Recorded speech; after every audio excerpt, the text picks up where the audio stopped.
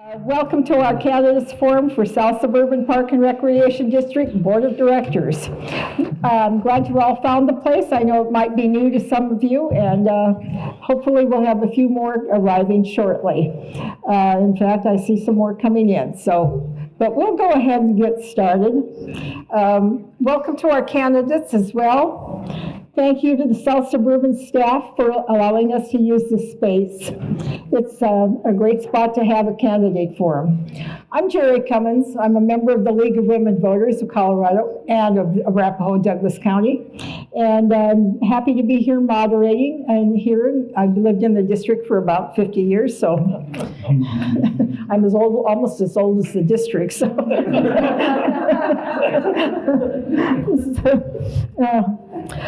Just a note, so that you all know, there's a camera on a tripod in the back of the room. And we will be video recording this session this afternoon. So make sure when you speak, if you have a chance to be sure you're succinct.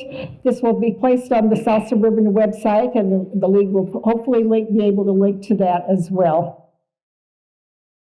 I'd like to introduce some of our officials that are in the audience. I saw, there we go, a couple of other South Suburban board members. Jim Taylor. Jim, you want to give us a wave? I have not seen Ken Lucas, so if he comes in, we'll interrupt and introduce him as well. Am I overlooking anybody else that I should know? Pam Eller is here, and who is Pam, she was on the board before. Thank you, Pam, for that. Okay.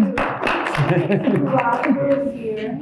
Some former board members who still maintain their interest. Tim Grove is here from Littleton City Council. Okay, welcome everybody. That's all I know. Sorry if I missed anyone. All right, we have an election on May 3rd. And voters have two options. You can vote in person, and those two locations for in-person voting are at Goodson Recreation Center and here at the Sports Complex. Polls are open from 7 a.m. to 7 p.m. So that's your choice, but get that marked on your calendar. If you're into absentee voting, you may have, if you've already been on the permanent absentee voting list, you may have received a ballot this week. If you think you're on the permanent absentee ballot list and have not received one, you might want to check into that. For those of you who have not received a ballot and wish to be on the permanent absentee ballot list, we have applications for the absentee voting out in the lobby on the table. So help yourself. If you got a neighbor, you might want to take one and hand it to them. Remind them of these opportunities. And also, I'm going to point out a new drop box. It's out in the parking lot on the east side. If you come south on Holly and come in what some people refer to as the back way, there's a drop box back there, and it's very convenient. It's new, so you can use that. You can also drop off ballots at Buck Recreation Center, Lone Tree, and the Sheridan Recreation Center. So you have some options. Goodson also. And Goodson. Oh, Goodson's also an in-person voting, so you can also drop it off at Goodson. And here at the Sports Complex, out in the drop box. The drop box at South Suburban for Goodson, use that one outdoors. So the county clerk has made arrangements for that to be utilized. Okay, how do you know if you're eligible to vote in the South Suburban Park and Recreation District? You gotta live here. If you own property, if you live outside the district, if you own property within the district, you are eligible. You also have to be a registered Colorado voter. If you're not registered or you know someone that needs to register, go vote colorado.gov. That should take care of everything. The first part. Well, the South Suburban elections are held every 2 years. And this year, on the ballot, you will find the names of 9 candidates. However, one of the candidates has withdrawn her candidacy. That is Kate Arkin. And she submitted her affidavit this last week. So now we have 8 candidates who are here. And we'll introduce those here in a short time. They are eligible, are running for a 4-year term on the board of directors. Excuse me, Jared, it's only 3 years this time. Oh, it's only 3 years? Yeah, because of the realignment of special district vote elections. All right, it's a 3-year term, and subsequent board of directors will also be 3 years? No, Then we go back to 4 years. go 4 years after. All right, they're running for a 3-year term. We'll stop there. Okay. Let's introduce our candidates, and I have them seated in alphabetical order. Alexis Barrett. However, that is not Alexis. That is Maury Whelan. Alexis is out of town at a medical conference, and she is unable to be here. And under our ground rules, we have allowed her to give Maury Whelan, who is standing in for her, the opportunity to make an opening statement and a closing statement, as all the others will have an opportunity for open and closing statement. Next, we have Pete Barrett, and if you could wave as we go down the lines. Michael Cohen. Thank you. David Waffle. John Pretty. Good afternoon. Susan Pye. Hi, everyone. Kathy Turley. And Elizabeth Watson. Thank you for coming. All right. Let's go ahead and start with our opening remarks. I'm going to go over the format for the afternoon. Candidates will have 1 minute to make an opening statement and a closing statement. In between that, there will be questions from the audience, and we have people with cards. I hope, is anybody passed those out? Okay, if we could get those passed out to have questions submitted, have those written, and we have a card person over here who will, what I want her to do is sort them by category, by topic. So we're not hopscotching all over the place, going from one issue to another. So with that in mind, get your questions written down and have you pick those up as well. So with each question, you'll each have 90 seconds to respond. And then your 1 minute closing statement near the end. So with that in mind, let's start with our opening statements, and I'm going to start in alphabetical order. And we'll start with Maury Whelan, who is standing in for Alexis Barrett. Good afternoon. Is that loud enough? My name is Maury Whelan. As a friend of Alexis, it is my privilege to speak on her behalf today. The following is Alexis's opening statement. I, Alexis Barrett, am running because I would like to see our recreation district be truly cutting edge and innovative. I want to see our recreation district be the best stewards of land given the challenges of climate change and serve our diverse demographics through accessible recreation and nature. Toward that end, I will work to ensure that 1, we are doing everything we can to be good stewards of the district's 3,000 acres of parkland, 100 plus miles of trails, and 4 recreation centers for the enjoyment of people of all ages and abilities. 2, the 2017 master plan goals and objectives are fulfilled in a financially and environmentally sustainable way. 3, that spending reflects the 2017 master plan priorities and is clearly articulated in the budget documents. I love this community and want to do my part to continue building on the work that's been done. Thank you. Next one is Pete Barrett. Go ahead, Pete. Well, thank you all for being here today on this beautiful, beautiful day, having to come inside.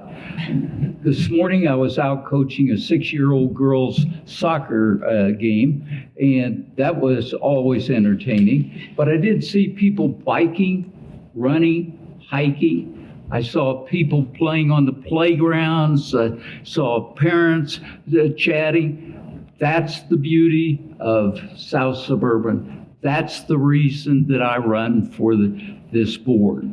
I have been involved since 1971 with South Suburban. I have done a variety of things, including writing the 2014 strategic plan. I have raised over $200,000 for this district, and one of my grants, paired with South Suburban's, ended up with the South Suburban receiving $1 million. Thank you. Next one is Michael Cohen. Michael, go ahead. How you doing? My name's Michael Cohen. I live right on the Highline Canal Trail, right at the Horseshoe Park. Right where the east end of the park is. And the reason I'm running is I found out last fall, it was in the paper, the Littleton Report, that they want to replace that Elati Street Bridge, pedestrian bridge over the canal. And I thought, whoa, wait a minute, there must be something wrong with that bridge. So I had to go down there and check it out. Gosh, there's nothing wrong with it. I need a bridge down here where I'm at. It's number 69 on your park map. But we need a bridge across this canal. And for many years, I found out we couldn't cross it. They didn't want to have nothing to do with it. I found out it was the HOA. Well, I just happened to get elected to that HOA. And that HOA president is out. Now I'm looking, I need to build a bridge. I have over 300 homes, people walking down this canal and back up, old men, seniors going to the high school. We need help, and I need the bridge. And whatever we can do to get this bridge possible would be greatly appreciated. Thank you. That's why I'm running. All right, David Waffle. First, I want to thank the League of Women Voters for organizing this forum. 4 years ago, I asked the voters in this district for one of their 3 votes. I promised to implement the 2017 5-year master plan I influenced prior to my election. Use my experience to provide good stewardship of district resources and ensure that South Suburban offers expanding opportunities to meet the park and recreation needs of everyone. Through effective engagement with my fellow board members, our professional staff, district residents, and local leaders, I have made good on those promises.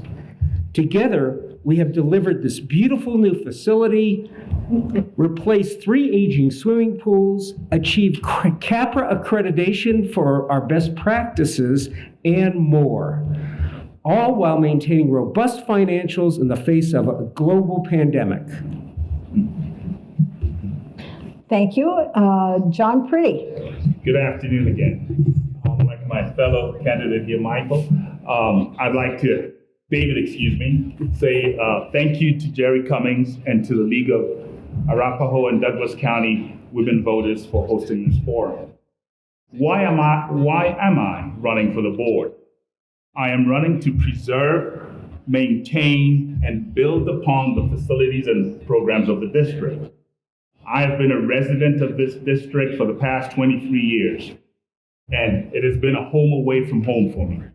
It has helped me build and connect to community.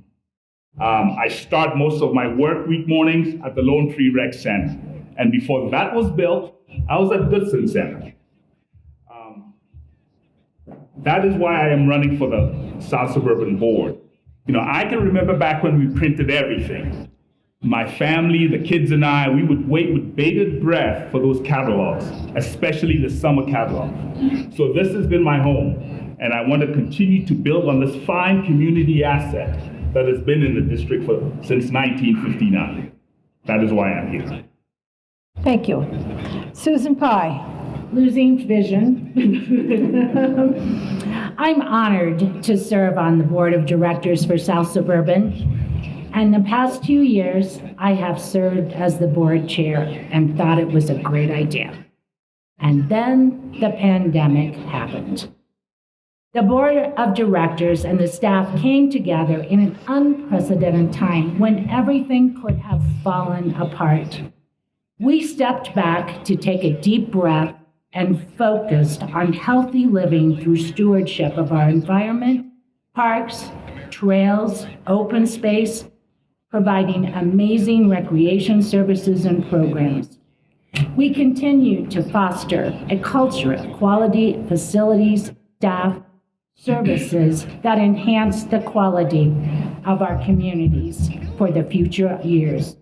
It wasn't easy, but it's worth it, and experience matters. Thank you. Kathy Turley. Thank you, Terry, and thank you for coming. I've lived in this area for over 40 years, with my husband 50 years. We've raised our children here.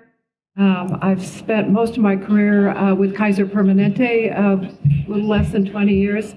But most recently, I have served as a city councilwoman for the city of Centennial these past 8 years, with the last year being mayor pro tem. That incredible and honorable assignment is what I bring to you today.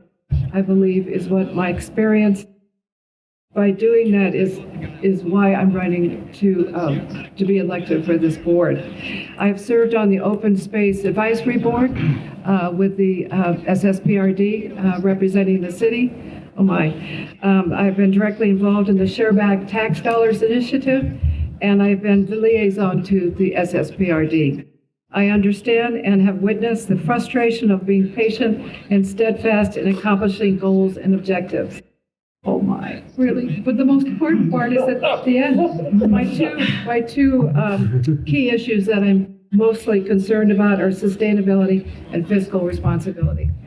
Thank you. All right, thank you. Elizabeth Watson.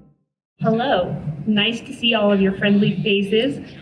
I am running, it's a little bit different from what we've heard already. I am running to appreciate the in-district tax-paying community. It's a very simple concept. If I am elected to the board, my focus will be to inform, involve, and respect the input we receive from the community. I do feel like this is a great year, a great opportunity with the 2022 master plan coming up to really see what the people in the district want from us and what they value and what they're passionate about. I'm excited for the opportunity to help recognize those issues and help make sure that the community is listened to. Thank you. We've got some questions, and welcome to those of you who have just joined us. Glad to see you. We're going to alternate and rotate through the questions, starting with a different candidate each time. And Pete, you're going to get the first question, and then everybody will have an opportunity to answer that question. So the first question is, name 3 things the district can or should do to address climate change. 3 things the district can or should do to address climate change. The district is already doing these things and will accelerate what they're doing. And that's water and increasing the usage of potable water where possible. They have cut all of the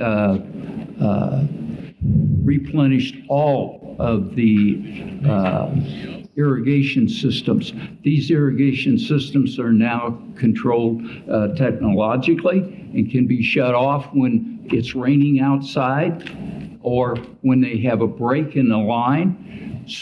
And they're also replacing and analyzing every project that comes in front of the board as far as what we have in conservation, global warming issues that we can place in there that are better than what we have. This is both a cost savings and it is a improvement and addresses the questions that we have here. We're accelerating what we're already doing. Thank you. Michael Kohut. Good answer. That is the best one I've heard. Yes, yeah, we have to do everything we can to save the water and our environmental sustainability. They're doing an excellent job from what I've seen, from the designs, from some of the parts, and from what I've seen. I think you guys are doing an excellent job.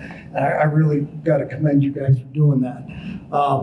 As far as I'm concerned, I'm going to keep doing the same thing. I'm going to work harder, and we can surely conserve a lot of water in what we do. I'm also a person that I like to see mulch. People don't like mulch, but I'm a mulch kind of guy. I love trees, and I think every tree should be mulched. Every tree should be trimmed neatly and clean. These guys are doing it. It's coming along, but I'll tell you what. We put the mulch around these trees and around these plants. You can't put the stones and stuff up against the trees. It's going to kill them. The plants, they got to have mulch so they can survive. They need to breathe, and they can't have to have the water. So as long as the trees and stuff is moist, will survive. The little water, more mulch, less water. Keep that in mind. I know you guys don't believe in mulch here. Where I'm from, mulch works. That's my feeling. Okay, David Waffle, 3 things the district can do to address climate change. Let's see. Just to, we've been doing this. In particular, we've been working hard on replacing some of our irrigation systems. That's a huge drain on water because some of these irrigation systems are over 30 years old and it's time to replace them. Another change we've been making is we have moved towards new lighting systems that actually use less energy and focus the lights crisply on the fields of play. Another thing that we've done is we implemented a solar program here in South Suburban that actually predates me. We could do more of that. Think of all the surface area that we have on the roof here. That could be a solar system. We save money doing that and combat climate change. Finally, we've also been converting some of our gasoline-powered vehicles to electric in the golf courses, and I'd like to see more of that as EVs become more usable. And finally, as we replace our buildings, making them more energy efficient. We're replacing 2 sports domes this year that are with metal structures that will be far more efficient, energy efficient, and last longer. Okay, thank you. John Pretty? Thank you. Those are all noteworthy examples of how you make a difference in the environment. I will just amplify them. Having reviewed the 2017 master plan, where 95 out of 99 irrigation control devices have been replaced. That's kudos to the staff and the organization for being in front of that. Non-potable water being used on the golf courses, recognizing that and making sure that you serve the breadth of the residents. Golf isn't going away, but you do it in a really sustainable way. So I applaud that. You spoke to, as the fleet ages out, continue to look for alternatives that may be EVs. That is a noteworthy and laudable goal. So these are all instances and affirm what I believe the district has depicted in how it wants to move forward. So I commend it. And again, my intent is to continue to be at the forefront of those interactions and make sure that we remain committed to being a sustainable organization. Thank you. Susan Pye. It's hard to be at this end of the table when everybody's had these ideas. As you can see, the current board is very effective in taking up those opportunities to make us a healthier and better place with energy and with water usage. A couple of things that I think haven't been said yet is from our central control system, which is where our rangers get to see where the water is. And they get notifications of all kinds of things like winds and the evaporation that comes through it.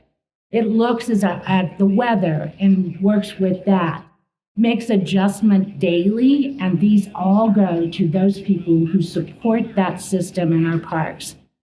Pretty amazing what we have done, but it's one factor I think has not been mentioned. Thank you.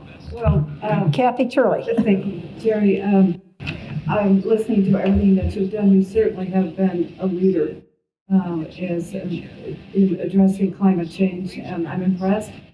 And this facility speaks to it. The word that comes to mind once again, which is a key issue, a key principle for me, is sustainability. And that is maintaining and managing the efficient operations and everything that you have done. So I'm learning, and will learn more, and hopefully I can have a seat at the table and help in this endeavor. Thank you. Elizabeth Watson. Hi. So, I'm going to point out that I believe this sports complex may have been a missed opportunity for sustainability, including solar and wind power. Like one of our candidates mentioned, that it's a huge facility. It's 206,000 square feet. That's a lot of roof space. We really could have had solar as part of this design. Also, it would have been great to have a wind-powered project, even if it's just experimental, like something in this area that people could look at and see if it is a benefit and something we would like to invest in the future. So my three things are more solar, more wind power considerations, and I would like to focus on local community projects. Like there are so many options that we can upgrade, we can improve our existing facilities, and taxpayers have said again and again that they would like our tax dollars spent in district on improvements and repairs and upgrades. So if I'm on the board, I will make it a point to listen again to our taxpayers and provide them services they need. I'm almost to the red one. All right. Thank you. Thank you. That was round one on the questions. Our camera person has asked that as you each speak, if you could move the microphone closer so that you can be heard more clearly. All right, next question, and we're going to start this one with Michael Cohen. I'm first. South Suburban has a lot of natural open space. Given the recent Marshall Fire, what are your thoughts regarding mitigation of this concern? Well, good question. Open spaces mitigation. Well, I would say that we're going to have to start with the open spaces and probably would have to clean it. You'd actually have to clean it. Clean the canal. The canal is filthy. That's not a good sign. It's got a lot of debris in it. It needs cleaned out because there could be a fire roaring right through that horseshoe park where I'm at. So I can imagine what the rest of the areas look at in the way of open spaces. Yes, we do need to clean because that's the only way you can control them fires, to keep the open spaces. Okay. I don't know. It's not a good answer. It's not what you want to hear. I don't know the answer. All right, thank I you. really don't. David Waffle. David, Oh, I'm sorry. Let's see. First, let's talk a little bit about the Marshall Fire. And what I will submit to you, that if you have 100+ mile-an-hour winds and a fire blazing, there's no way you can stop that. It's physically impossible to stop with current technology. So the best we can do at this point is to understand what the conditions are in our open space and work hard to monitor them so we know when there's a red flag warning like there has been the last couple of days, that we are on top of viewing, of catching those catching a fire when it's early, because right now there are not a lot of opportunities. I think clearing open space is that's not what you do with open space. You don't go out and clear it. So that's my answer. All right, thank you. John Pretty. Great question. One of the things that has really impressed me is the professionalism of the staff that South Suburban has.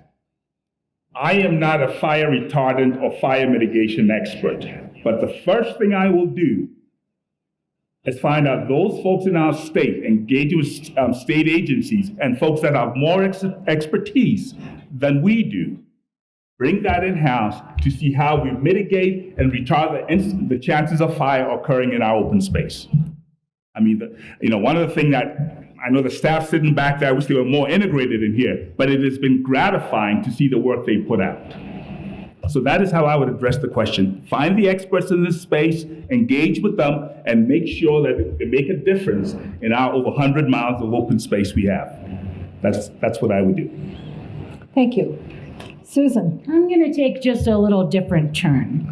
We have processes in place that when a fire happens, and it's unfortunate no matter what, when a fire happens, especially when it's in an open space park that's surrounding residents, we immediately hope that someone will call either the fire department, then notify their city manager, and bring it over to us. When we step in, because we are not experts in taking out fires, when we come in, we start to plan for the progress after the fire. And that takes longer than those residents want, because you have to get a contractor and you need to have a good plan, and it needs to be approved and accepted by those who live in that area. But by and large, I would say to you, we stay quite connected with what the dangers are and are on the outlook for those all the time. Thank you. Kathy? Thank you. Good job. I really don't have an answer. I think cleanup, I was on the Highline Canal Conservancy Working Group at the very beginnings years ago, and still to this day, they have a volunteer that go and clean that Highline Canal. So cleaning it up and be aware of some possible places that would be dangerous or would be a good idea. But I like what you have in place already. Thank you. Yeah, good job. All right, thank you. Elizabeth? Yes, so I do think it's a great opportunity for volunteers, is that better? To get involved with the South Suburban Park and Recreation. So starting a fire mitigation committee and having people look at these parks and the open spaces and the areas that really could use some tender loving care would be a great way to mitigate any fire potentials. Okay. Let's see. Pete? Thank you. South Suburban has staff that are currently participating at every level, regionally, statewide, to determine what the best processes and procedures are to fight fires, and to fight fires within a recreational district even. But the broader question is, what do? We have people involved at every level, including at the Highline Canal level, who, by the way, are responsible for cleaning out the bottom of the Highline Canal, because that's the responsibility of Denver Water and not South Suburban. They also serve on they monitor regularly. They have somebody that goes to every park every week to monitor the conditions and to determine what work needs to be done, including any mitigation of potential fire hazard. We have people on staff that are doing the type of things that where we get into a crisis situation We have a risk management committee that identifies what those are and addresses those items. So yes, you're being well served by South Suburban staff and board members right now. Thank you. All right, next question. And we'll start this one with David Waffle. How will you encourage nature play, not organized sports, at the district's parks?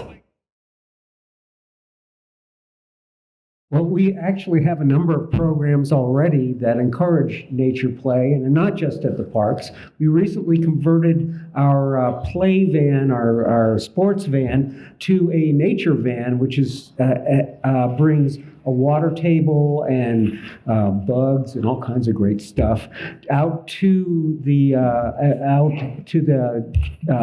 population at large, and particular kids. And I've had an opportunity to see this at some Littleton meet greet meets, and it's actually a lot of fun. They had to drag me away from the sand and water. The best way to encourage nature play is to provide those opportunities, of course. A good example is if you look at our plan for the new regional park on the east side of Lone Tree, we're taking full advantage of Cottonwood Creek and arranging for and have planned nature play areas within the creek. That's going to turn out to be another anchor for South Suburban, like the Mary Carter Greenway, which also is very encouraging of nature play with South Platte Park and our facilities in that area. So the way to do it is to make it available to people. Okay, Mr. Pretty. Again, to build upon that, right? I've already spoken to the fact that in my time here, I have benefited, my children have benefited from nature play. Time and the programs at Mary Carson Center, and you spoke to the Platte River Park. I looked in the catalog for this quarter, and there were order of magnitude, probably over 200 programs. So it is a real component of what the district does in terms of ensuring that there is a real balance between active recreation and passive recreation. It is one of the guiding principles, connecting to nature. And I have found it to be a real part of what this district is about and what I have gotten value out of. And again, what I say is my intent is to preserve and build upon that. All right, thank you. Susan Pye. Well, I believe that South Suburban and unstructured play is a partnership with the parents or guardians of those people. And one of those things that makes that difficult is they're on their technology. That doesn't mean just children, but parents too, that don't want to give that up and go outside. But I believe that there are a lot of structured opportunities in our community now, and we continue to build on that, such as the Carson Nature Center. It's a great place to go out and walk around and see amazing birds, among other things. We have pocket parks in neighborhoods. We have a lot of parks with shade and structures. We have swimming pools. All of that we can provide, but we don't go to a parent's house and say you need to take your child out and have unstructured play. Okay, Kathy Turley. Once again, I'm amazed at everything that I'm hearing from the current board members. Excuse me. I'm amazed that I'm hearing about what's happening here from the current board members. I'd like to see more family-oriented, supported programs that are not competitive and that are not fee-driven, and maybe put some staff on that. We certainly have enough parks and enough places to do that. I'd like to see some partnerships with the school districts, maybe the teachers, but I'm impressed, once again, everything I'm hearing. Thank you. Thank you. Elizabeth Watson. So there were 10 projects identified in the 2017 master plan, and one of them was expand nature recreation opportunities. I do think, again, 2022 is going to be an exciting year. There are a lot of things we can do and we can address, and expanding nature recreation programming is one of them. Hudson Gardens is part of South Suburban Park and Recreation, and they have beekeeping classes, they have nature walks. I just think notifying our public and letting them know about these great programs that are existing and available, and also seeing what programs they're interested in and providing more of those is really a great opportunity that is in our future. Thank you. Pete Barrett. The Carson Nature Center and Hudson Gardens are two ideal settings for this. But, this all gets started and the conversation gets back to being on phones, computers. Well, the schools are doing a great job and for the parents to model.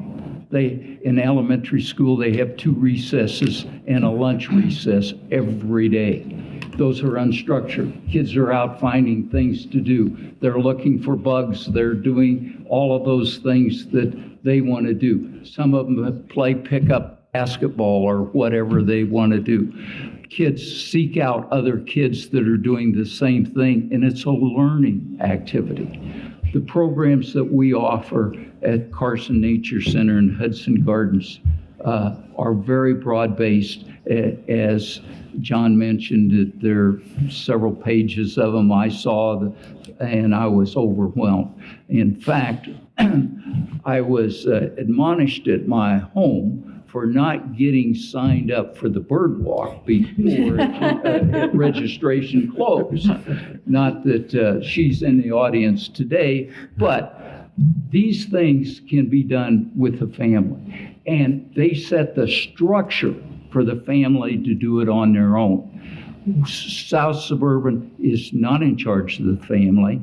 And so, but what we do is offer them the opportunity to join in with us to make their family better. Thank you. All right, thank you. Michael? You don't mind if No, go ahead. Take it. appreciate that. How you doing? Yeah, Nature's Play, yeah, it would be nice if we could just get the neighborhood to the canal so they can enjoy the nature. So that's my whole objective, is to get everybody across the canal safely. So that's why we're trying to connect neighborhoods to the canal or to the trails. And our trails are our arteries to our parks. Without the trails, we cannot connect to anything. So the more we invest in our trails, we can interlock ourselves together. And where the trails meet, that's where we can play. So we want to probably put some things in there so when the trails cross, there's a place to meet. So in other words, we're trying to get the trail access, trying to get the bridge across the West Jamison Circle retention pond so we can get the kids involved. Because I'm seeing seniors, strollers going down the canal and back up. We've got to stop this. I'm just trying to get this bridge so we can all get together and be together and play nature, get the kids involved, because the more programs and things we have, like I would like to see down there on the Reynolds Park Landing, a whitewater raft obstacle course. I'd love to see kayaking rollover and kayak classes in our parks programs. I'm trying to think of the Olympics, trying to get our kids involved in the games. I'm thinking ahead. My mind's rolling like, hey, what can I do for these kids? The Olympic Games is what we want. And that's what brought me to that Reynolds Landing. What should we do down there? I thought, what can we use? We got a brewery. We can have festivals here. We need river action. What's Thank you. river action? thank you. Time is up. Anyway, I'm just thinking out loud, don't. Okay, thank you. It's all in the plan. Next question. I think we'll start with Mr. Pretty this time. John, I'm going to combine a couple of questions because they're similar in topic. How can you make the board more approachable and responsible to all the South Suburban community? And how can you assure transparency between the board and the public? So John, we'll start with you. Great question. This is a citizen-formed organization, as I said, long-lived, and transparency and serving the public are inherent to what it does and what it is. It starts with, not just the board composition, but the folks that interact in and around the facilities and the programs that we have. These facilities and the programs have built community for me, right? And so when I think about the question that's come from the audience, how do we ensure transparency? When I go to the site, the website for South Suburban Parks and Recs District, I see the annual budget for probably the last couple of decades. And some of these artifacts are 300 plus pages. So to the extent there's a question about transparency, kudos to the board, that exists in large measure. In terms of where we go and how we are more connected to the demographics and the 157,000 residents of the district, we have to seek folks who have different perspectives and lived experiences. That as we look to the future, that's what's going to make this organization even more stronger for what's coming ahead. Seek folks with disparate lived experiences and perspectives that they will bring to a very well-run organization. Thank you. Susan Pye. I think it's important that first, citizens know that they can come to any board meeting on the 2nd and 4th and present what they are concerned about, because we don't have a crystal ball and we don't see everything. Here's the way I contact with people.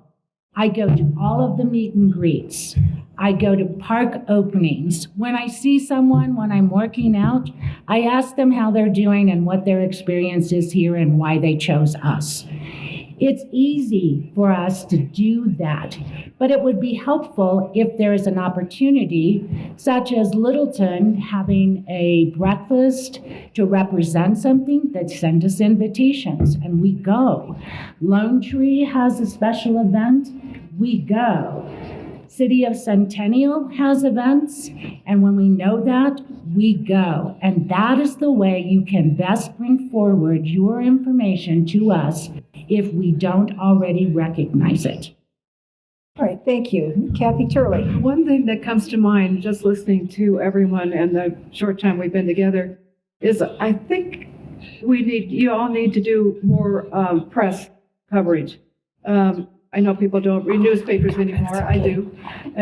But, there's the Littleton Independent, there's the Villager, there's the Centennial Citizen. I think we'd cover this.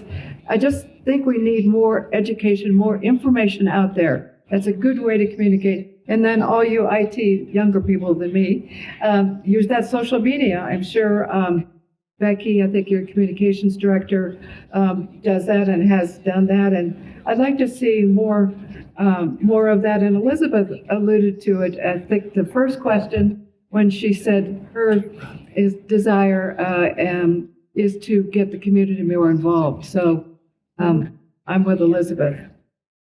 All right. Thank you, Kathy. Elizabeth.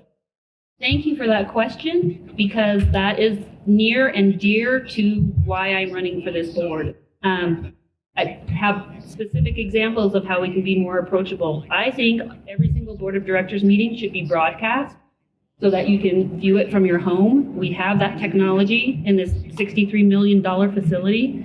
I think the board meeting should be broadcast at all of our rec centers. So then if you're at the rec center enjoying it and you want to find out what's going on with your board of directors, you're able to see it.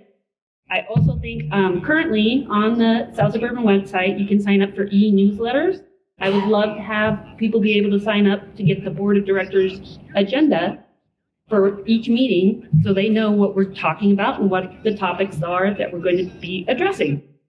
As well as that, there's a monthly report that South Suburban creates, and this is already a document. It's a great document. It's on the website.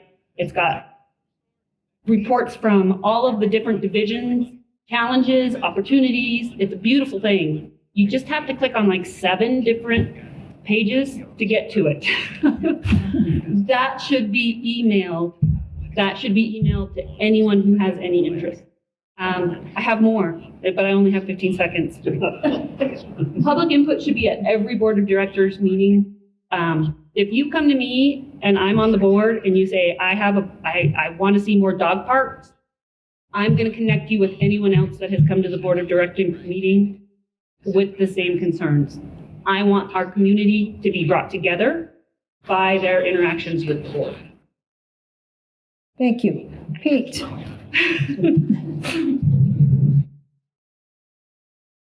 The current communications that the district offers is exceptional.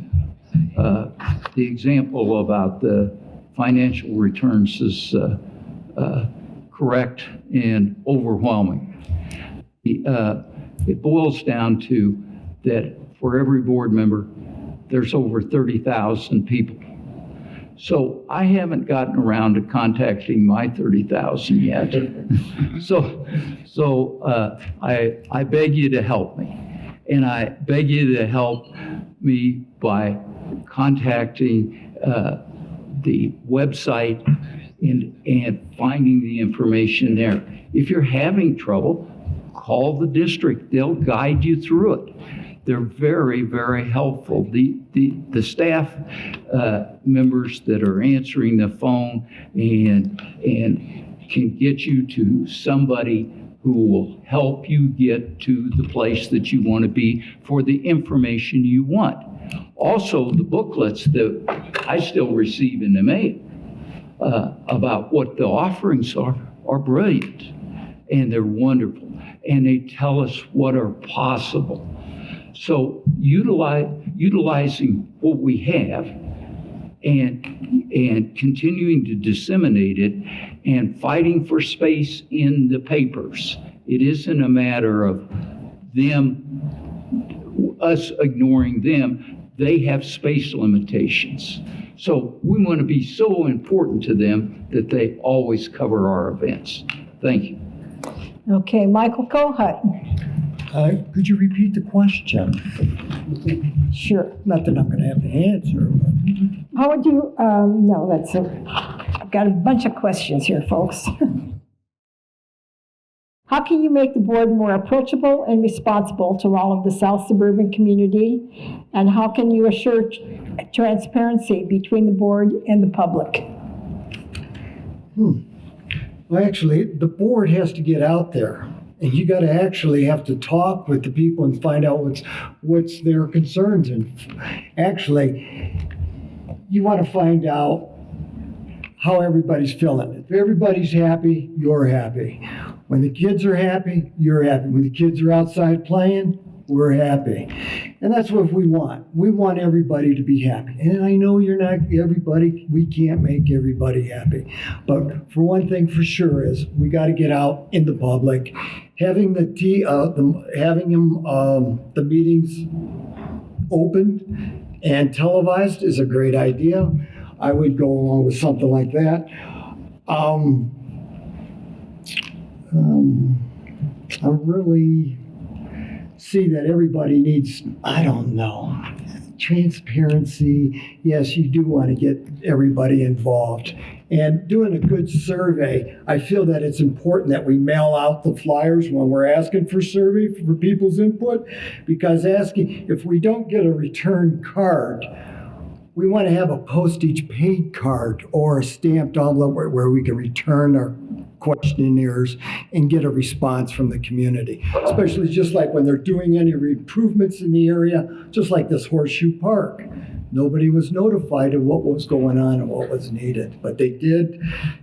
do somewhat of a job, but I wasn't too, and I was a member of the Highline Conservancy, and I didn't even get a response, and I live right on the canal. Okay, thank you. Time's up. David Waffle. So, let me just talk about the last 4 years a bit, because I believe that I have seen South Suburban become actually more communicative across the district than it was previously. I believe we are on an upward trend there, and I agree. I'd like to see that continue. Yeah, maybe sometimes it is, you have to do, it is a little too far nested down to find the board reports and so forth, but it really is out there, and you can be guided to it if you are at all unfamiliar with how to get to it. All the information that the board processes is there. My personal approach also is I am always out in the community. Generally, 2 days a week, I'm at South Platte Park. I live in Lone Tree, all right? I'm at South Platte Park. I engage with the public in a number of different aspects. Tomorrow I'm going to do the 5K run down at Hudson Gardens, for example. And it's being out in amongst the people that are using South Suburban that's very important, and it's a good way to connect. Finally, this year we are initiating a new 5-year master plan. We are updating our master plan, and I encourage everyone to be involved with that. Sorry. All right, thank you. Next round of questions, and we'll start with this one with Susan Pye. How will South Suburban comply with its stormwater protection responsibilities in its MS4 permit? We have a division in that where our staff, who are experts in that, works through that, gets the education they need, the guidance they need, and they present those types of issues to the board. We all have a discussion and generally a well-educated presentation to us. We can ask questions and decide on it that evening in that board meeting, or we can ask for them to return at this next board meeting and give us more information. I think that is a good process. They're smarter, they're educated in that particular aspect, and we are the voters to approve that. Thank you. Kathy Turley. I'm afraid I don't know what you're speaking of, but I trust that, according to Susan, that you're addressing that. Okay, thank you, Kathy. Elizabeth. Again, I don't know what an MS4 permit is. It's something to do with stormwater, I'm assuming. Stormwater. So again, if that is a concern from the public, they should be informed. It should not just be a reaction between the board and their staff. If the public has concerns about this, they should be informed about it. They should know when the board is receiving these presentations, and they should be able to participate and listen in. So community involvement along with the existing staff with the expertise. All right, thank you. Pete Barrett. This is outside our pay grade. And this is why we have professional staff. And I'm sure all of us are in the process of doing tax returns now. And if you haven't completed yours, hurry. But the point being that we have to rely on the experts to be in compliance and provide the oversight and to present it to the board. The board will be the ultimate decision makers based upon the recommendations that we have and the experts that they bring in to help us be educated about it. So it's a wonderful question, but we're not water experts in sewage at this level. Thank you. All right, Michael Kohut. And I'm reminding everybody to make sure you're speaking into your microphone. And now we got them two now. Are we not, can you hear me now? Yeah, stormwater is a concern, and it should be for all the citizens. You're right, though, Pete. At this level, we don't have no control over how the stormwater is and how it is handled. I know it goes through a lot of our parks. We do. I do see it when I ride my bike through the trails and through our parks, that the water is a big concern. The Highline Canal, that's another waterway that it fills up with water, and then we cannot cross the canal. But I would leave it up to the professionals of our staff. I know we have an incredible staff here. I've known the staff since I've lived here 5-6 years. I've been dealing with different parts of the staff, and I'm amazed at how well this group works together. I am very, very impressed to live here and be part of this community. Stormwater is a very big concern because it moves, it floods. So, yes, we should be all concerned about that, but I don't have your answers, but I would leave it up to the recommendations for the experts. Okay, thank you. David Waffle. Please read the question one more time. I just want to make sure that. Yes. It's something about an M4 permit? MS4. MS4 permit. I'm looking for it. Oh, it's in my hand. How will the South Suburban comply with its stormwater protection responsibilities in its MS4 permit?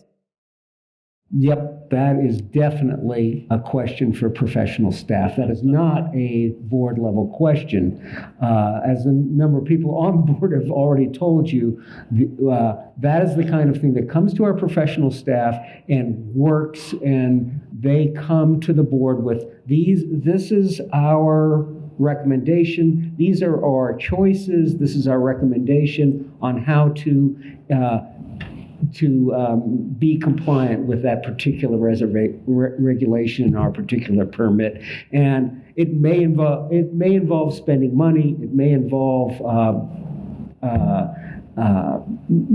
taking actions, changing priorities and some plans we have in order to be compliant. But that was something we would hear from staff. That is not something the board would initiate on its own. All right, thank you. John. So the only content I can add that might inform this is there's a reason this question came up. You're right. And then I've said it previously. There are professionals that ought to take this on. But is there something about the intake of these kinds of questions that is really undergirding this, which is, I'm not getting heard, so I have to show up at a board meeting to present something that the board can not do much about, right? Is there a forum or an intake process for people to present these things? Earlier you had said, Susan, somebody's working next to you, they can tell you the shower isn't working or this machine's broken. Those are all useful tips. What we really need to consider is creating the space, allowing folks that might have concerns to present them in a way so the professional staff does in fact take them on and route them appropriately. That's the only content I can add, but yeah, spot on. May I add a comment to that statement? Go ahead and have a brief comment. So just so everyone knows, we are open to accepting any emails, telephone calls. You can call directly to the executive director and go to the appropriate place. So if you have a concern, I would use that. All right. Next round of questions. And we'll start in with Kathy Turley. Okay. Over the past year, some of the leaders and residents of Castle Pines North have asked that South Suburban take in their city. Are you in favor of this? And what would be the steps to include them? Well, that's a good question. I've been watching how South Suburban is annexing or moving out. I believe you did do a contract with Ridgegate to do all their landscaping? And Yes, I think so. Yes. But I don't know that it's finalized at this moment. well, you're working on that, but it's the same issue. And that's one of the reasons why I'm interested in a seat on this board because I want to be sure that we have the resources to move out and extend our services to places like Castle Pines and Ridgegate, while maintaining all the wonderful amenities that I have here in Centennial and Littleton. And I trust, like I said, I'm very impressed with the board, and I trust that your decisions will be good. But I would be cautious and not be too hasty in moving too quickly and getting into trouble with the community and not doing your job here. And that's all. All right, Elizabeth Watson, Castle Pines. Castle Pines North. So I believe the process would be, it would be a ballot issue that the board would put before the voters in Castle Pines, have them included. So there would be a process before we just annex them. Is that correct? Well, there is a process, but in this particular case, that might not be a valid vote. I do believe we should, I would love to hear from the community if all of them are willing to join our tax base and contribute to the funding for the South Suburban Park and Recreation District. I think it gets a little, I don't think it's very transparent if all of a sudden you just start taxing people's property values without really having an active and engaged process. Yeah. I feel like they should vote and have a say, and then you should respect the majority that vote for that. Okay, Pete Barrett. Excuse me. I've been involved with a couple of mergers and acquisitions, and not at a Parks and Recreation level. And there's a couple of things that you do right away. First, you've got to learn a lot about what you're considering. And that's time-consuming, and there's a specific term that all of us are familiar with, due diligence. And it's not rushed. It's taken time, not only due diligence on the programs, on the finances, but who you're going to be working with. Secondly, what do they bring to the table? Third, what are they seeking? All of these types of things require a lot of in-depth research, discussions, and meetings. So what we're looking at, if we were ever approached, is a long, time-consuming project that then would be evaluated as we go along to make a determination, is it in the best interest of both parties? Because if it's good for one and not good for the other, it'll never last. Thank you. All right, Michael Cohen. I couldn't agree with you more, Pete. Sorry about that. Hey, that would be up to the community of Castle Pines. It would be up to them to see if they wanted to join us. And then we'd have to, like Pete said, investigate or find out exactly what they got to offer. What kind of parks, what do they have down there? And what would we have to do to bring their parks up to our codes, even if they do have any parks? I don't even know if Castle Pine has any parks down there. I don't know, you guys. If we haven't been approached, then I wouldn't even worry about it. Because until you're approached and then see what they got to offer, that's when you would take it up for consideration. But until then, I wouldn't say a word until they show interest in joining our Parks and Rec. All right, thank you. David Waffle. Let's see. Just first to clarify something, Ms. Turley, the inclusion of Ridgegate East is a decision that predates everyone on this board except Mr. Taylor. And Ridgegate East is part of Lone Tree. South Suburban Parks and Rec provides provides park and rec services to Lone Tree.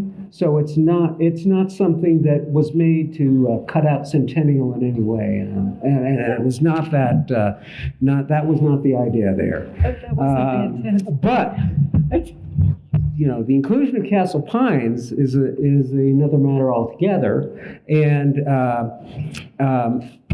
Mr. Barrett's right. You don't do that on a whim. You don't do that on a suggestion from Castle Pines. You do that with careful consideration. And the lens that one has to look at this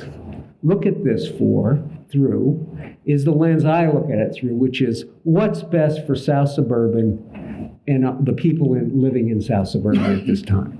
So, and that's how we would evaluate it. Is it good for South Suburban? We rate park and rec services on a level of service. That is, how close are you to your nearest facility? Inclusion of Castle Pines would be very complex because you're talking about including perhaps an area that doesn't have the same level of service as the rest of the district. So we'll leave it at that. It's not something that's an easy yes or no answer. All right, John Pretty. Well, what strikes me is, and obviously, yes, you cannot take up including another municipality, city, without a well-defined process and having conducted some due diligence based on hearsay or just the hallway conversations.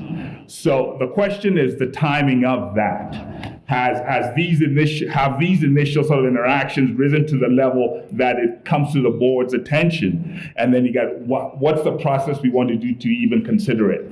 Right now, I do not believe it has. All right, Susan Pye.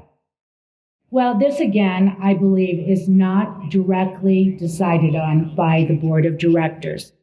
The board of directors needs to make sure we have a balanced budget, that we don't spend unwisely, we don't take away from our residents. We live by our financial plan, our finance plan, our strategic pieces. Those are open for anyone to see if they would ask. But be assured that the board of directors would not approve a project without due diligence from our experts, a partnership that is amenable for both sides, and then we would move forward if it fits within the budget. Okay, Kathy Turley. Oh, we started with you, didn't we? But I think You can have another one if you want. I have more questions. No, I just wanted to Mr. Waffle. Thank you for that clarification. I was not aware of that, and it had nothing to do with Centennial. It's just me personally wondering why. Because when Dave Lorenz was the CEO, nothing was happening. And on came Rob Hanna and this wonderful staff and this board, and you guys are just moving on out, and I'm very impressed. All right, next question. We'll start with Elizabeth. Why doesn't South Suburban automatically mail ballots to all eligible voters? That's a very good question. I don't know the answer to that. I'm probably going to have to defer to some of our current board of director members, but I think that absolutely is something that South Suburban should do. And I would love to see them also direct mail some smaller informational pieces, not just the wonderful schedules and the programs, but just like updates. And we could direct mail to all of our in-district constituents. Okay, Pete Barrett. Would you repeat the question, please? Why doesn't South Suburban automatically mail ballots to all eligible voters? Special district elections are not part of the Arapahoe County elections unless we have a budget item in there. So mailing them and having everyone receive a ballot is extremely expensive. We have set up the list so that those most interested and those most active in the district can have the most say. And that's what happens. There's adequate opportunity to join that list. It's just, and they do it clear up till I think this election, which is on May 3rd, April 26th, if you want an election. It's from my perspective, budgetary, logistical, and makes sense as far as who is voting, and the ballots that we receive are indicative of a cross-section of users in the district. Okay, Michael Cohen? Yeah, it is a good idea to have all the ballots mailed out. I get mine mailed to me as well. It is very expensive to mail out a ballot to everybody in the county, but if they request them, like I have on the form for the state of the county, you're allowed to get the special election form mailed to you.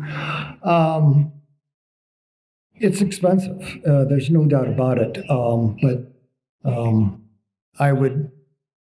I don't know if I'd want to go that route, but I guess if we had to, yes, it would be a good idea to have everybody mail out there, receive their ballots in the mail. This way they can either mail them back or drop them off at the drop-off.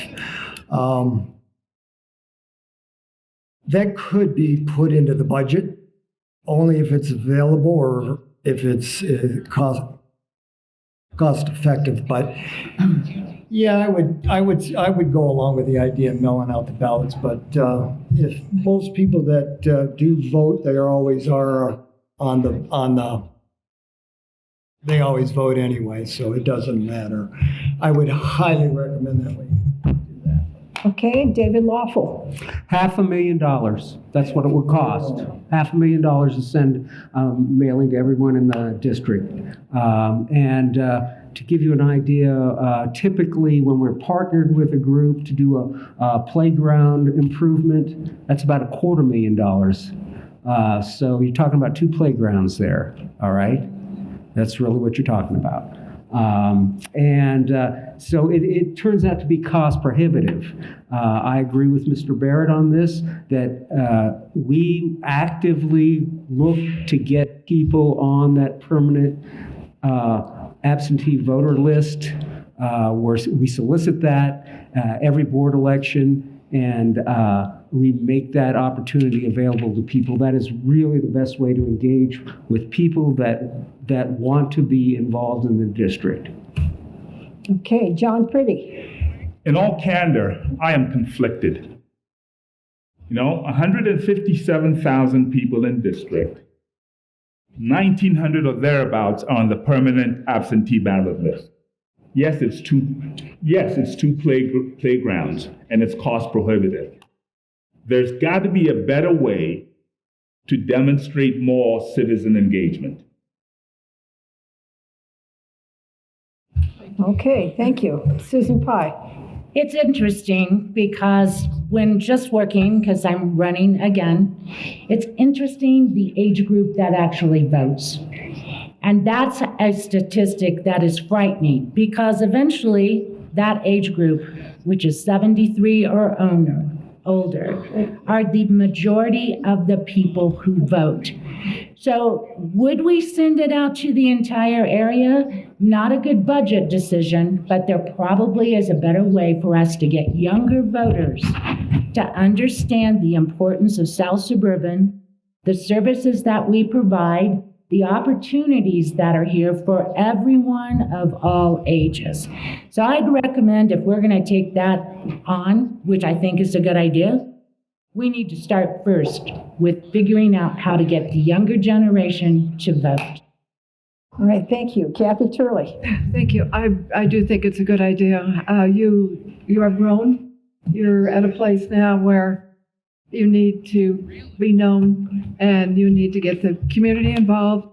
And I would definitely support a line item to send out ballots to encourage people to get more involved and vote for their board of directors. Thank you. Okay, we're going to start this round again with Pete Barrett, and I'm going to combine a couple questions here. Can you tell me your experience in financial reporting, and will you be able to honestly question all spending and revenues for the good of the community? And do you have any connections with SSPRD besides being a citizen? That is, any business contracts? What was the last part of that, Jerry? The last part is, do you have any connections with South Suburban besides being a citizen? That is, any business contracts? The answer is no.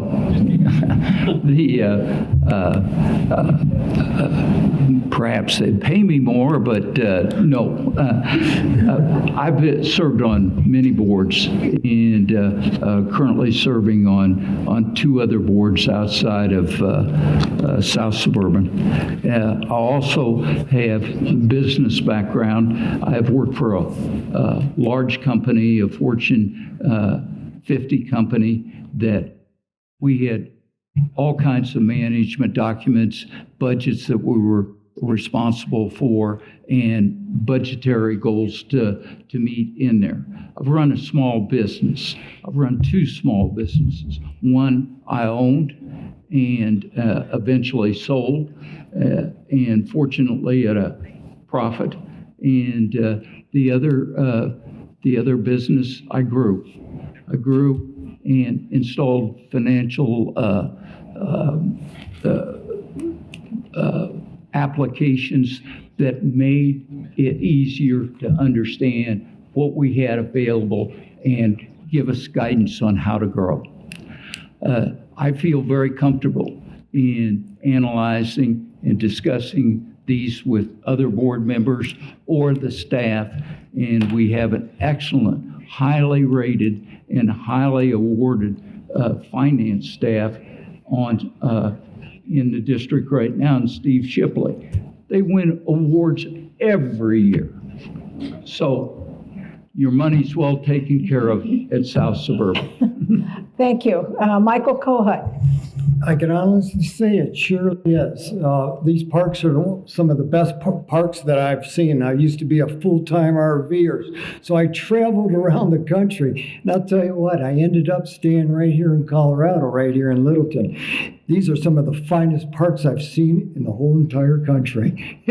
And I thought, I got to be a part of this group. I was so impressed, and I still want to continue their mission, their services, and nobody's going to work harder for you than this guy right here. Even though these guys are doing an excellent job, and you miss, but I want to let you all know I want to be part of this team, and it would be an honor to serve this group. Thank you. David Waffle. Let's see. I'll address the last question first. I do not have any financial connection with SSPRD at all. But let's talk about finance and financial reporting. My background is in the aerospace industry, where I was a program manager and project manager. What that has to do with is really you spend a lot of your time focused on your spending, your budget, and you're accountable to not only your management but also your direct customer, which in my case was the federal government. So we had numerous financial reporting responsibilities, and I had to scrutinize those budgets carefully. The way special districts are handled, actually there's a bit of a learning curve if you come from the private sector and you go into how special districts have to account for their money. It's which column things fall in. But actually, I agree with Mr. Barrett. Mr. Shipley has done an amazing job for this district, and he is the backbone of keeping our finances straight. But the bottom line is that we pay special attention to risk, special attention to making sure that we are spending the people of this district's money wisely. Right, thank you. John Pretty. Thank you, Jerry. No, I don't have any financial relationship with the South Suburban Parks and Recs District. In terms of financial reporting, that is actually my background. I grew up academically, both undergraduate and graduate levels in finance and accounting. corporate organizations. I lead a team of program and project managers here for a nonprofit in town. I serve on the at the behest of the Colorado Supreme Court and the law regulatory practice, regulating the practice of law here in the state of Colorado, regulating attorneys. I served on other recreation, the YMCA in different states and other nonprofits. So that is my lived experience, and that is what I want to bring to this organization. All right, thank you. Susan Pye. I have no investment in the corporate South Suburban with any of my work efforts. But I will tell you that my background for finances was with Alcatel-Lucent. And I was an international trainer that trained from the lowest employee to treasury. And that took a lot of skill sets to adjust at each one of those levels. But it has enhanced my abilities to read financial documents. And again, I too will tip my hat to Mr. Shipley, who is an amazing person that if you don't understand it, he'll stay with you until you do. He's a great asset. He's going to pay me about $5 in a little bit. Okay. Mr. Shipley, can you wave because our newbies don't know who you are? Really? What is it, 20 consecutive awards? Yeah. 20 consecutive awards for budgeting practice? Yeah. For auditing. Auditing. Isn't that amazing, guys? That's awesome about what he has done. Take a bow, Mr. Shipley. Stand and take a bow. There you go. All right, Kathy Turley. All right, thank you, Mr. Shipley, for managing our tax dollars well. As a city councilwoman for 8 years, of course, we managed a $45 million budget. It's $45 million today. Now, it wasn't that way a few years ago. And of course, we're still growing. We're still a growing city. I'm not a left-brainer. I enjoy the challenge of staying on budget. I'm more of a creator. The mayor and I have started a foundation, a Centennial Arts and Cultural Foundation, and I'm the fundraiser for that. I have no contact or financial investment in that foundation, nor do I in the city of Centennial. So, but I'm very familiar with staying on budget and preparing the budget and doing that. Okay? Okay. Elizabeth. I do not have any business contracts with any South Suburban agencies, and I think it's been pretty clear that Mr. Shipley's got us. I really do appreciate all of the hard workers and the people that work for South Suburban Park and Rec that are dedicated and passionate about their jobs. And so I think it's definitely an opportunity. Not coming from a financial background, I think there's a lot of in-district people that also don't have a financial background. So being able to have documents that are easily understandable and transparent would be a priority for me as a board member. All right, thank you. This next is two questions, but one is directed to, it's the same question, but the one has an incumbent perspective and the other a non-incumbent perspective. So, for incumbents, what can you suggest to make South Suburban better than it is today? Sometimes board members are just approving staff's suggestions. And for the non-incumbents, the 3 incumbents have 4 years of experience and a track record. If you are elected, how will you improve or do things differently than they currently have been done? So we're starting with Michael Kohut. Oh, I'm the kind of guy that likes to get my hands dirty. So I guess I would be the type of guy that I have to investigate it myself. So wherever they're building something or doing something, I got to get right in there because I got to throw my 2 cents in just to throw it in, just to give them an idea, something to think about. So when they're putting parks together, plans together, I'd be right in there with them. I'd be working with the staff probably as hard as they're working. That's the kind of person I am. I got to get involved very, very deeply, and I don't stop until that project's done. So my record goes back to when I was in my 20s, and I've been doing this for very, very different things for a very long time, trying to get things that the communities need. And it goes back a long ways. But anyway, yes, back to the question. Yeah, thank you. But anyway, yes, I'm the type of guy that gets involved in everything that we do. And we have to work with the guy in the back because he's the main man. We've got to stay within the budget. And that's all there is to it. You can't get out of the budget because that's what the budget's for. We have to follow the budget. So anyway, Dave, I think you guys are doing a great job. Keep up the good work. Thank you. Enjoy the growth.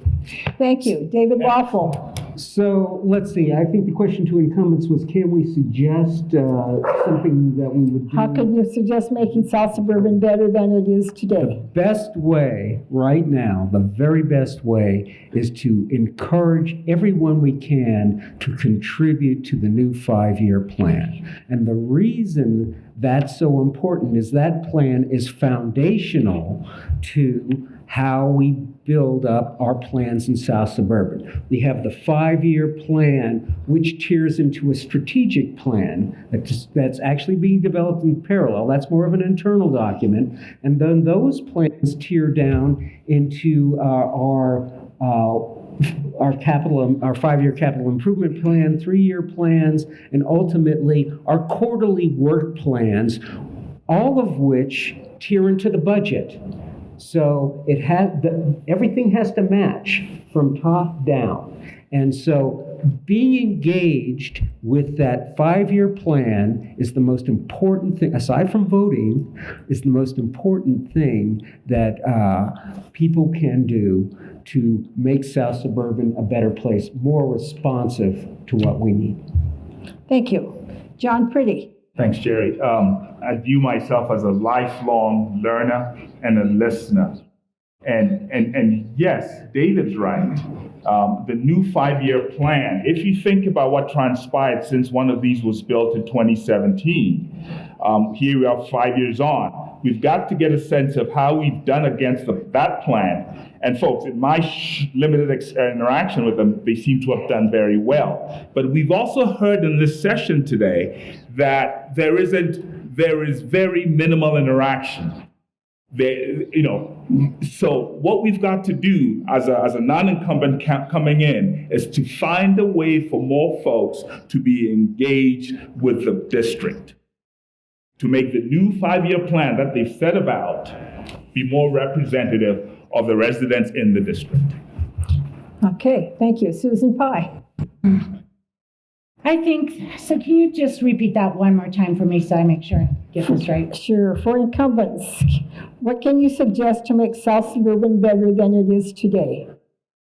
I think we're all pretty lucky about South Suburban today. They're open. If someone comes with a concern, we can bring that to our staff, and that staff has expertise in that. Does everyone want to be involved? No, honestly, if you're happy, they don't. They're okay. If you see something that happens, and here's an example from Littleton. Recently, there's golf and tennis dome was blown away from a storm. Did we look at those things and think we can do it now to keep them safe and have that back? Yes, we did. But the end of the day, what we do for you is a balanced budget. And so that may mean some shifting, but we always look for opportunities. You're always welcome to present opportunities to us. But we go by our guiding principles, our strategic plan, and our 5-year plan. Kathy Turley. Hey, as an incumbent, I would first call David, have a long lunch meeting with you and Susan, and actually all of you. Be I see Pete a lot in other meetings because my learning curve would be very long and I would need to get caught up on everything. So that's where I would start. I would also get to know the staff. I think I was closer to our staff at the city than I was with my other fellow councilmen, mainly because that's the heart of an organization. And the city manager and the CEO, Rob Hanna, that's the beginning, that leadership. So I would spend a lot of time with the staff if they'd have me, and that's what I would do. Elizabeth Watson. So I believe the question was, as a new person, what would I do differently? For the non-incumbents, how will you improve or do things differently than they are currently? So I think I addressed that earlier with getting information out in e-newsletters and also getting that project report and the monthly report into the hands of the in-district members. I would also commit to starting ethics committee, review committee, which would be in-district members that are trained in ethics. And if there are concerns about current contracts, that committee would review and make a finding and be involved in that process. I also think projects are something that people in this district are passionate about. I would love to see a design review committee formed, again, with in-district members that volunteer and give their time and their energy, not just review the project, but to also get the information out to as many people as possible. I think there's really a room for improvement on public involvement and community outreach during the next very important years for South Suburban. Okay, Pete Barrett.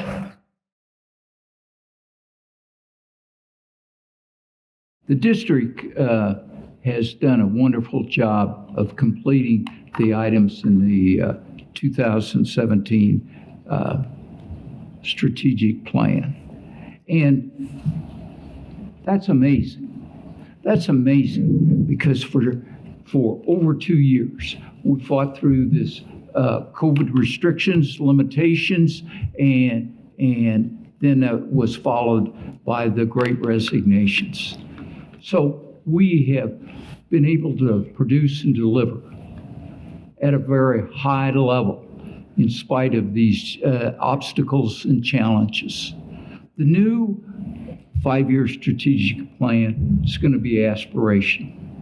It's going to be aspirational because, you know, if you're hitting all your 5-year goals, if you're checking them off the list, you haven't challenged yourself enough.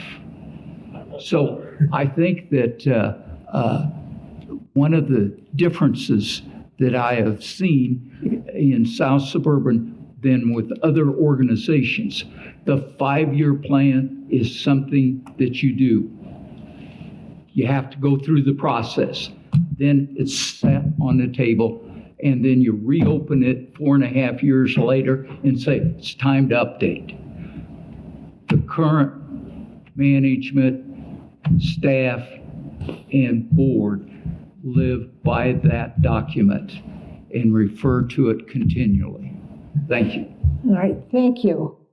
All right, this is going to be our last round of questions, and then we'll go to some closing statements, and we'll start this one with David Waffle.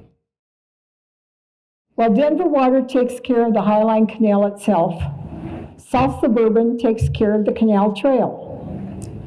Denver Water runs much less water down the canal than it did years ago. Which entity is responsible for the health of the canal's trees? And if South Suburban, how will the trees get enough water?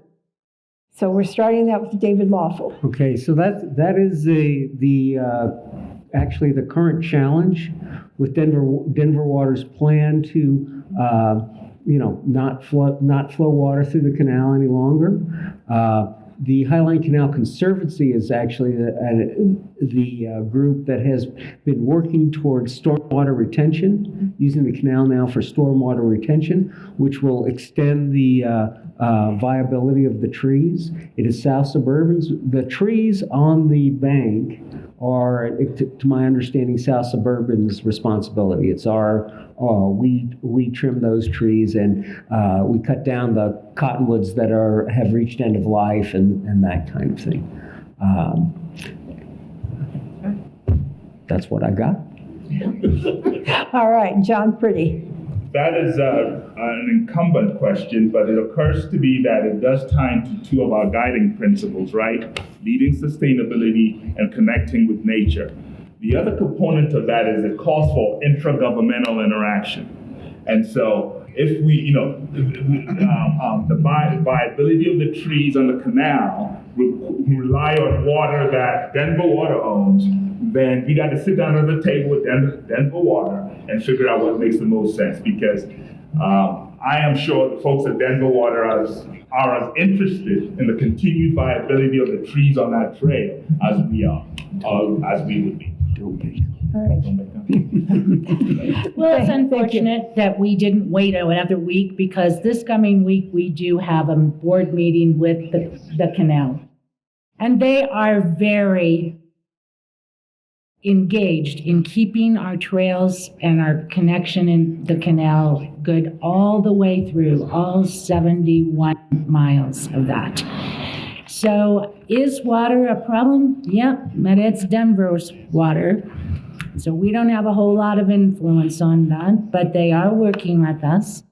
And the Highline Canal wants to make sure it stays good. And so that investment is surrounded by many people who work full-time at the Highline Canal. So stay tuned to the updates, but right now we really don't know where the steps are at the board level here. Okay, Kathy Turley. Having been on the Highline Canal Conservancy with David, water has always been an issue, but Denver Water at the onslaught stepped forward and said they were going to take responsibility. Mm-hmm. So right now, as Susan said, it's, okay, who's going to support, what about the trees?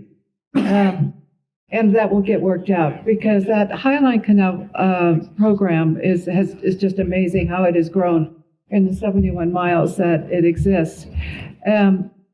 The stormwater retention, I believe the experts are looking at somehow redirecting that stormwater into the canal. I don't know how they do that, but they seem to think they can do that, which would be great. And then if you just pray a lot that it rains, which we really need a lot of rain. And I'm convinced and confident that the two entities can work together and identify their various responsibilities. It's a beautiful place, that Highline Canal. Thank you. Thank you. Elizabeth Watson. So I do know that South Suburban is responsible for the trees along the canal. That walk behind Goodson Rec Center is just such a pretty walk, and I see the trucks out there and the tree maintenance on a regular basis. So tying that in with the necessity of water, you have to realize some of those trees are 50 years old. They have to be protected. They have to be taken care of. So I am very glad to hear that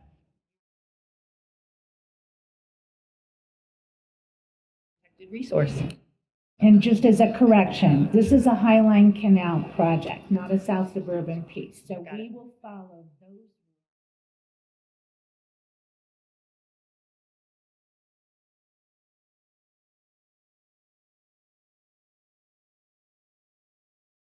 Amenity for the South Suburban. We have community. a portion of that, and it is The an trail, amenity. right. That's right. Okay, Pete Barrett.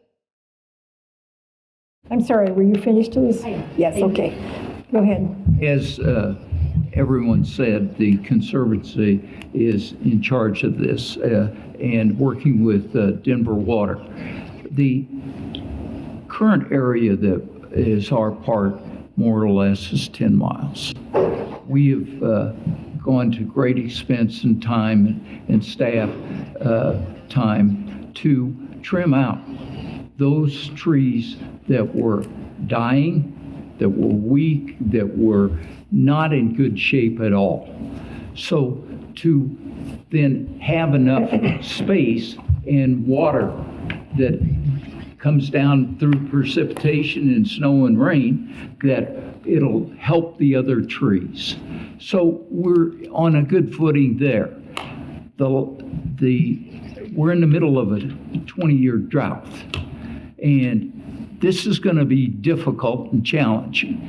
There is no easy answer to this problem, and I wish there was, because I love walking in the shade under those trees along the Highline Canal. It's wonderful, but we're facing water issues, precipitation issues, and fires. Getting those trees out there addresses an earlier problem, and that was, what do we do about fire mitigation? Thank you. Okay, Michael Cohen. I live right on the Highline Canal, and they do send some water down there, and it does, they've sent it down already once this year already, so it was down for about a week, 4 or 5 days. There was water in that canal. Yes, they have planted some new trees, and would you believe those are cottonwood trees, I believe. They planted 50 of them along there. What are cottonwoods? They absorb water. They're fast-growing trees. So it isn't the best tree to actually plant along the canal because it draws the water out of that canal. But who am I to say what kind of trees for them to plant? But all I know is I'm a member of the Conservancy. I've been on the Conservancy for about 5 years now, and they do maintain that, or they are part of that trail system. And yes, I have worked with our guys with the trees along that canal, having some of them cared for, because some of these trees get so big, they have to cut them down, because they are fast-growing trees.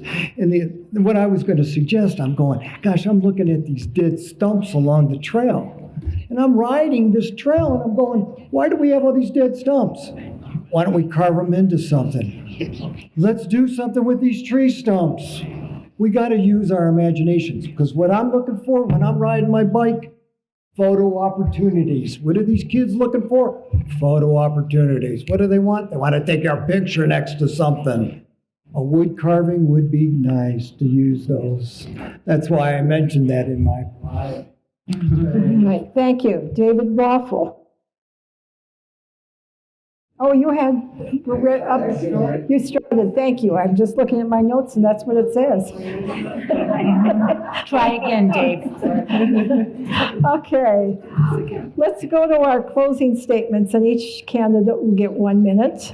And we will include Maury Whelan, who is representing Alexis Barrett this time around, and we'll continue with our rotation here. John Pretty, you're up number 1. Well, thank you. Thank you, Jerry. Thank you again to the League of Women Voters from Arapahoe and Douglas County. Oh, appreciate it, Susan. Sitting up here for a couple of hours, I've gotten to hear from my fellow candidates and panelists up here. It's listened and learned quite a bit, so thank you for that. In closing, I'm going to ask for your vote. I'm asking for you to support my intent to continue to preserve, maintain, and build upon these wonderful facilities that we have here in South Suburban. We have to look to the future. We think about the intended build-out of Ridgegate East. I believe my lived experience, skills, and background enhances the perspectives on the board. That is why I am running. And that's why I'm asking for your support. All right, Susan Pye. Throughout these last 4 years, I believe I have shown dedication, thoughtful leadership, commitment, and fiscal responsibility in maintaining, preserving, and enhancing our district's parks, trails, facilities for the health and recreational enjoyment of all of our residents of all ages and abilities. I am asking you to give me one of your 3 votes in the Tuesday, May 3rd Board of Directors election, so I may continue to use the knowledge and experience I have gained over the past 4 years, allowing me to serve you in the term ahead. Thank you. Thank you. Kathy Turley. Thank you all for coming, and thank you to this table of candidates and the current board members. Like Mr. Pretty, I have learned a lot and would need to learn a lot more. Even though I've had many assignments and been on lots of committees and boards over the past years, over the past 8 years as a city councilwoman, and then in my career life, my experience working with South Suburban Parks and Recreation has been very fulfilling, and I'd like to continue that. I would be honored to have a seat at the table on the board to lend my experience as a team player and a result-oriented member in supporting, promoting, and preserving our God-given trails and open spaces. Thank you for coming. Thank you for listening to us. Thank you. Elizabeth Watson. I'm also asking for your vote. I will focus on informing, involving, and respecting the in-district tax-paying community of South Suburban. I think that it's a great opportunity for more outreach and to get people involved and have an approachable board that is excited and definitely interested in hearing from our community and respecting the decisions that are made in this great 2022 master plan that is coming up. It's an exciting time. I'm thrilled at the possibility of being involved, and I hope even if I don't get voted in, I still will be involved. Thank you for your time. Thank you, Elizabeth. Let's go ahead with Maury Whelan, who's representing Alexis Barrera. Thank you. I was born and raised in Littleton, so I understand how our parks, open spaces, and trail and recreation programs are integral to the quality of life that we enjoy. Most important, they are crucial to our health and well-being regardless of our age. As a pediatric nurse practitioner, I understand the need for recreation and outdoor activities for the physical, mental, and emotional health of kids and youth. Giving children access to nature and nature play activities creates a sense of wonderment, which allows kids to cope with stress and improve emotional health. Parks and natural spaces also help us build meaningful connections, bringing generations together in joy and sunshine. I have 2 young children, and my parents are very much a part of their lives. Parks are where many memories are created between these 2 generations. Thank you for your time. Thank you, and thanks for standing in. All right, Pete Barrett. Thank you, and thanks again for being here today. It's been a real treat, and I hope you've enjoyed some aspect of this. I come to you with, and to this board, with years of business experience, former president of a nonprofit, and business management experience. I have served with South Suburban since the early 1970s. I want to continue that because I think we bring a unique physiological and psychological element to people's lives. When you are out at the park, you're paying nothing. You're sitting there, and what you're doing is having a nice picnic, enjoying the fresh air, enjoying nature, and you never felt better in your life. It does something for you. This district provides it. I do ask for your vote humbly. Thank you very much for considering me. Okay, Michael Cohen. Well, thank you, League of Women Voters, and thank you, everybody, for coming here today. And thanks for putting up with my ridiculous answers. I know I don't have any answers for you, but I'll tell you what, I'm the type of guy, I would get that answer. One way or another, I will find your answers. But anyway, I guess I shouldn't say nobody. I guess I should say I would work harder for you than anybody. And I look at it, the kids, I always wanted to know, what do the kids think? What are they always thinking? And that's where I put my mind. What are they thinking? What would they like? And then I look at those Olympic Games, I'm going, how can I get the kids involved in that sport if we have to train them now? So that's where I come up with these ideas, and I'm always thinking of the kids. But we're doing a great job. I would love to be a part of it. It would be an honor.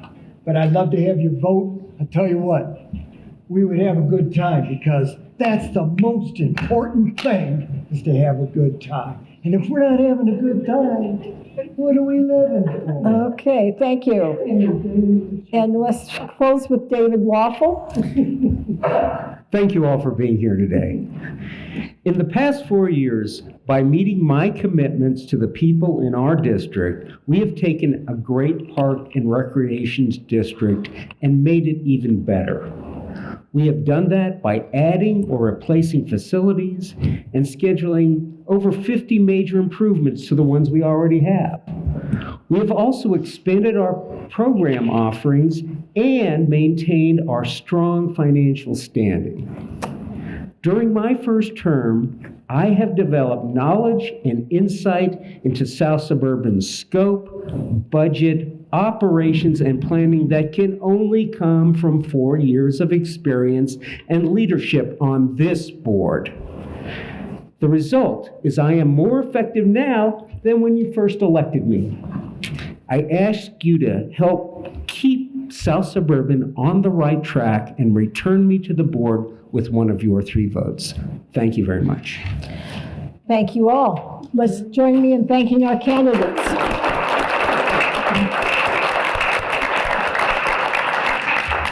And thank you for your interest in serving the community. Not everybody will step forward to do that, so Yes. I appreciate that. Indeed. Thank you to the South Suburban staff. You've been a great help in bringing this off. We appreciate you, and we thank you and wish you all the best.